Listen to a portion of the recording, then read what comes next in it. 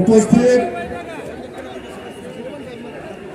আলহাজ সালাউদ্দিন সরকার সাহেব সহ উপস্থিত আজকে আমাদের সকলের মুরব্বী বর্ষিয়ান রাজনীতিবিদ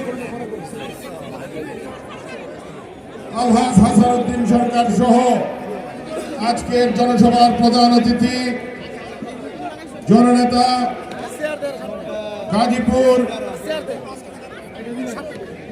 জেলা বিএনপির সাবেক সাধারণ সম্পাদক আহমেদ টিটু এবং গাজীপুর মহানগর বিএনপির বিপ্লবী সভাপতি আমার সহযোদ্ধা শওকত হোসেন সরকার সহ মঞ্চে উপস্থিত নেতৃবৃন্দ, আমার সামনে উপস্থিত গাজীপুর 2 আসন থেকে আগত বিভিন্ন ওয়ার্ড থানা বিএনপি অঙ্গ সংগঠনের নেতৃবৃন্দ, প্রিয় টঙ্গীবাসী, আসসালামু আলাইকুম। আজকেও নেতৃবৃন্দ গুরুত্বপূর্ণ বক্তব্য রেখেছেন। আমাদের মূল লক্ষ্য কি আপনারা জানেন। আমাদের নেতা তারেক রহমান সাহেব উনি 5ই আগস্টের পর থেকে আমাদেরকে সতর্ক করছেন যে আগামীতে যে নির্বাচনটি হতে যাচ্ছে সেই নির্বাচন এত সহজ হবে না। যদিও ধানের শীষের জোয়ার সারা বাংলাদেশে, গাজীপুরে সেই 91 সালের মতো জোয়ার উঠেছে, যেখানেই যাচ্ছি সেখানেই ধানের শীষ, কিন্তু তারপরও আমরা সকলের কাছে যাব, ভোটারদের কাছে যাব। বন্ধুগণ, হয়েছে সেগুলো ভুলে গেলে চলবে না। মাটি ও মানুষের নেতা অধ্যাপক এম এ মান্নান সাহেব হয়েছে সেগুলো ভুলে গেলে চলবে না। আপনারা আমরা অত্যাচার নির্যাতন হয়েছে, আমাদের তরুণ ভাইয়েরা আছে, আজ থেকে প্রতিজ্ঞা করেন কেউ ঘরে বসে থাকবো না।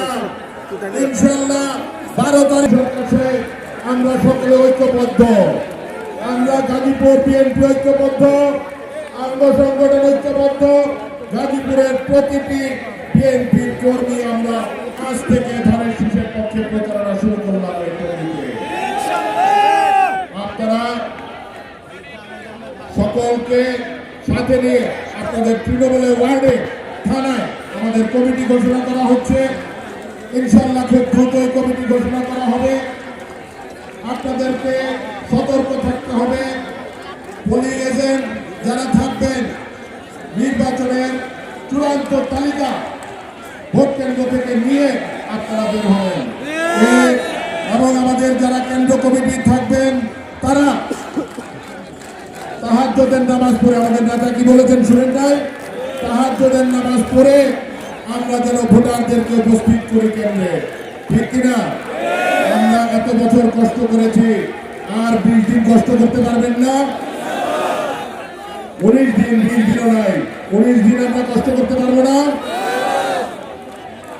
আপনাদের প্রিয় নেতা অধ্যাপক এম এ মান্নান একটি উন্নত নগরী হিসেবে গড়ে তোলার জন্য এই টঙ্গী ঠিকই ঢাকার পাশে দেখেন, উত্তরায় আপনারা চিকিৎসার জন্য হলেও, আপনাদের সন্তানদের লেখাপড়ার জন্য হলেও, 2 কাপ কফি খাইতে হলেও আপনারা উত্তরা চলে যান।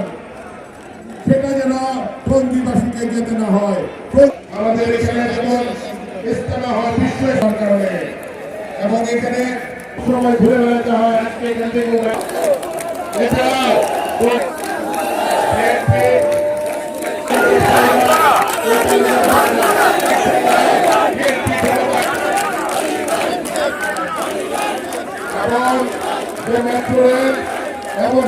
এক্সপ্রেসওয়ে, এটা সেই এয়ারপোর্ট পর্যন্ত সেখানে আছে।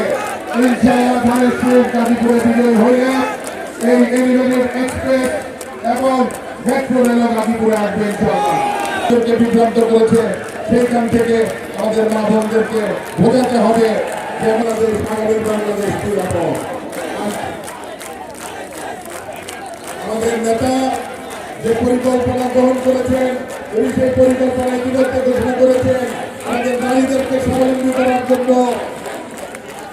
নারীদেরকে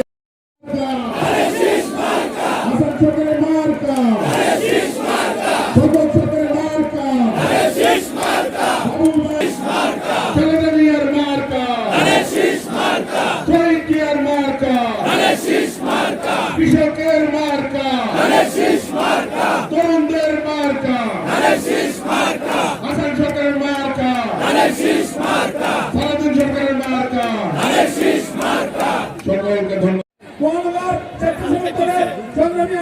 জনাব সাহাদাত হোসেন